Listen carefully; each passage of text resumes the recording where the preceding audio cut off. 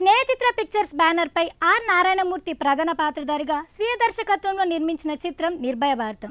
ఈ చిత్రం యొక్క స్పెషల్ షోను వీక్షించిన దర్శకులు పూరి జగన్నాథ్, బీజయ, సంగీత దర్శకుడు ఎంఎం కీరవాణి, నిర్మాత బిఏ రాజు తదితరులు ఆర్ నారాయణమూర్తికి తమ అభినందనలు తెలిపారు. ఆ విశేషాలు మీకోసం. సూరమ్మ కోసం సాక్ష్యం చెప్పేందుకు వచ్చాను సార్.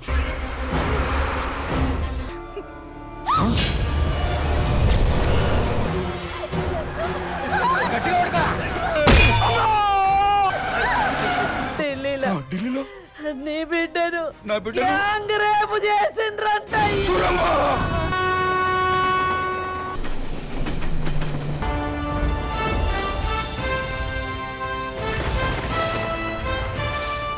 ఢిల్లీలో నిర్భయ సంఘటనకి మనం అంతా ఎలా స్పందించామో తెలుసు. దానికి ఫైనల్గా ఎట్లాంటి సొల్యూషన్ ఇవ్వాలి, ఏం చేయాలి అనేది ఈ సినిమా ద్వారా నారాయణమూర్తి గారు చెప్పారు. మనమే కాదు, ఢిల్లీలో పెద్దలందరూ సుష్మా స్వరాజ్ దగ్గర నుంచి జయా బచ్చన్, సోనియా గాంధీ, షీలా దీక్షిత్ అందరూ కన్నీళ్ళు పెట్టుకొని నిర్భయ విషయంలో జరిగిన దుండగుల్ని ఉరిశిక్ష విధించాలి అలా చాలా రకాలుగా మాట్లాడారు. కానీ ఇందాక కీరవాణి గారు అన్నట్టు వాళ్ళకి ఏం జరుగుతుందో తెలుసు.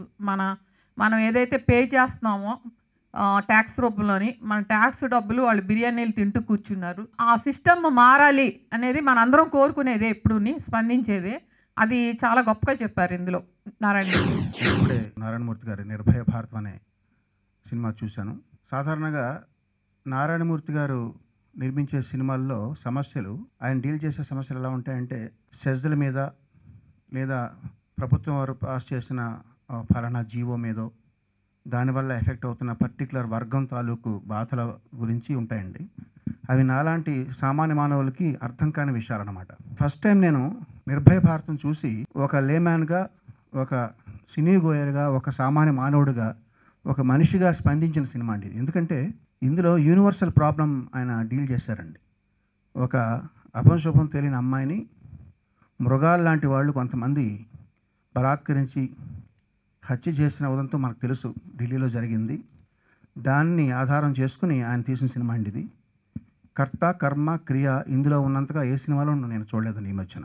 నిర్భయ భారతం అన్నది మనల్ని ఆలోచింపజేసే చిత్రం కాదు, మనల్ని సంతోషపెట్టే చిత్రం. ఎందుకంటే ఇది ఇట్లాంటి మనకు తీర్పు కావాలి అని ప్రతివాడు ఫీల్ అవుతాడండి.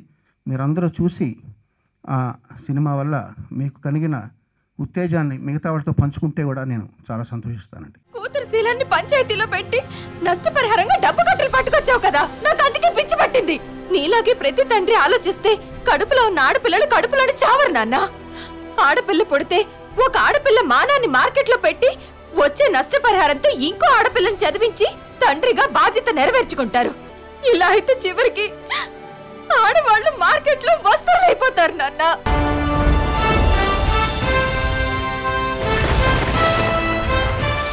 ఆర్ నారాయణమూర్తి గారు నాకు హీరో.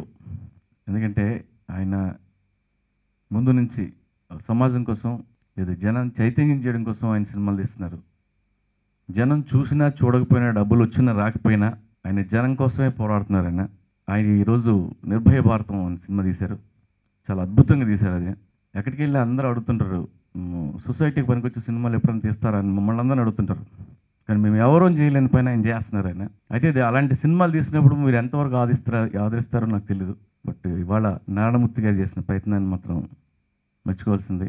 ఆడవాళ్ళ మీద జరిగే అత్యాచారాలు ఢిల్లీలోనూ లేదంటే బాంబేలోనూ కాదు, ప్రతిరోజు జరుగుతుంటాయి. అవన్నీ మీడియాలోకి రావు. బట్ ఈ సినిమాలో నారాయణమూర్తి గారు ఇచ్చిన సమాధానం నాకు చాలా బాగా నచ్చింది. నారాయణమూర్తి గారికి మరొకసారి మనస్ఫూర్తిగా నమస్కారం చేస్తున్నాను.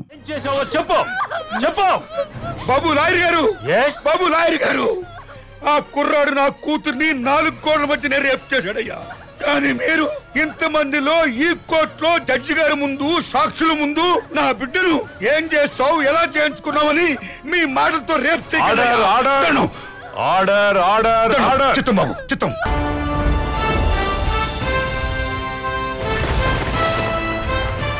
భయంగా తను అనుకున్న పాయింట్ని సూటిగా జయాపజయాలకు అతీతంగా తీసే ఏకైక మూర్తి మా నారాయణమూర్తి గారు. ఈ నిర్భయ భారతం సినిమా చూసి ఎవరైనా స్పందిస్తారు. మనం ఎన్నో సినిమాలు చూస్తాం, ఇది తప్పకుండా చూడాల్సిన సినిమా. ఎందుకంటే నిర్భయ ఇష్యూ జరిగినప్పుడు అందరూ చాలా రకాలుగా స్పందించారు.